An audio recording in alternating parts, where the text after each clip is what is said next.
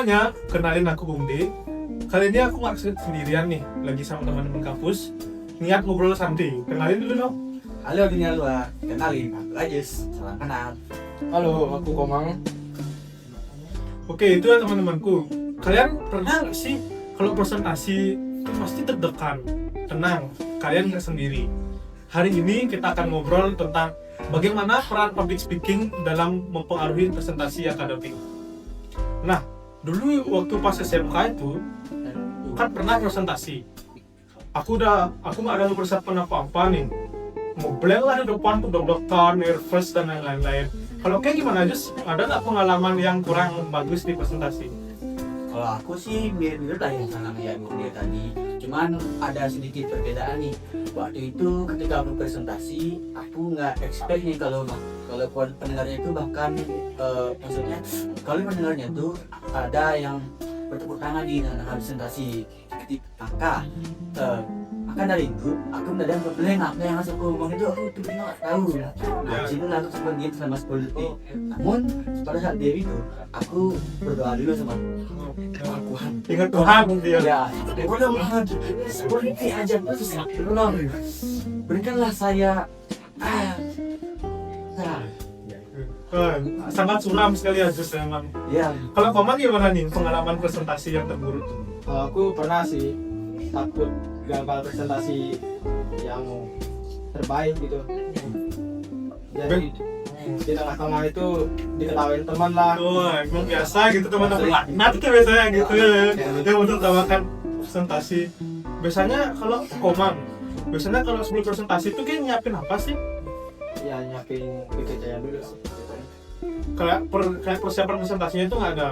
Ya. Oh, berarti dulu sama juga gitu. Kalau aja persiapannya gimana? Kalau aku biasanya di malam hari itu latihan ngomong sama temen biar lebih siap lah, biar lebih siap, biar gak gagal gitu lah. Oh ya. Fun fact, kemarin kan aku habis baca artikel. Ya. Ternyata ada tips presentasi yang baik. Kami melatih public speaking dengan 3P. 3P itu yang ada presentation, practice, dan production. Dimana presentation itu kita menyiapkan materinya biar kita bisa tahu atau kita paham tentang materinya. Kemudian ada production, dimana production itu kita langsung melakukan presentasinya. Nah, production ini urutan yang ketiga, urutan yang kedua itu ada practice. Jadi kayak sama seperti aja, kayak latihan depan kamera, itu latihan di depan kaca, itu memang sangat-sangat mental kita itu sangat dilatih kalau kita kayak gitu. Contohnya kayak aku dulu memang aku nggak bisa ngomong di depan kamera, tapi aku yakin sekarang aku sudah cukup lumayan bisa karena sempat dulu ikut komunitas podcast di mana kita di sana diajari bagaimana cara ngomong depan kamera. Menurutku mentalnya jadi naik sih.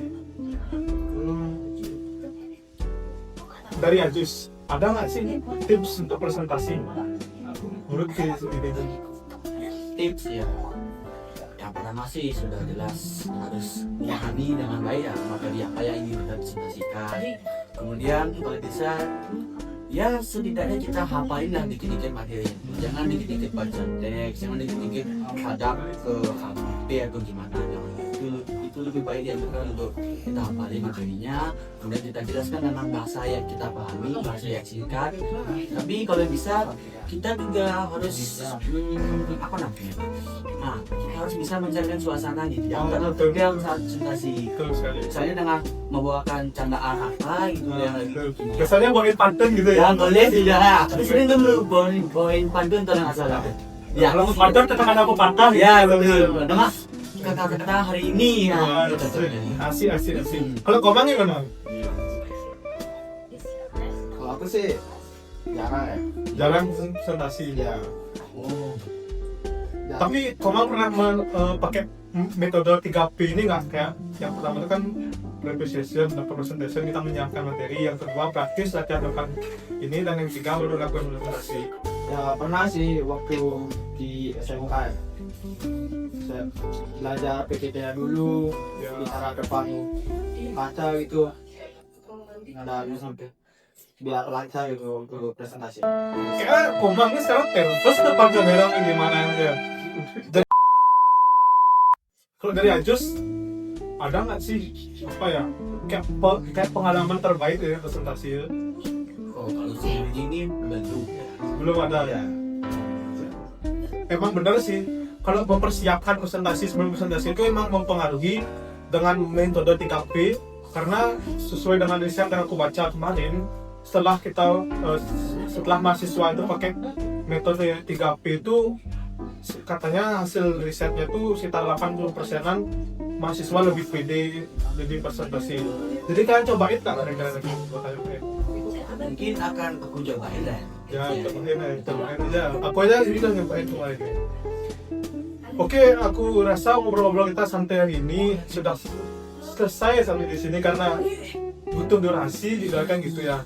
Untuk kesimpulan dari ini adalah sebelum kalian presentasi itu kalian harus mempersiapkan dengan baik, seperti mempelajari materi, mempersiapkan diri dan yang lain-lainnya. Untuk contohnya kita bisa pakai seperti metode yang saya dapatkan di sebuah jurnal, yakni metode 3P. Itu memang saya rasa sangat efektif dalam meningkatkan presentasi. Sekian video ngobrol santai dari kami, semoga bermanfaat. Dadah, sampai Sampai jumpa.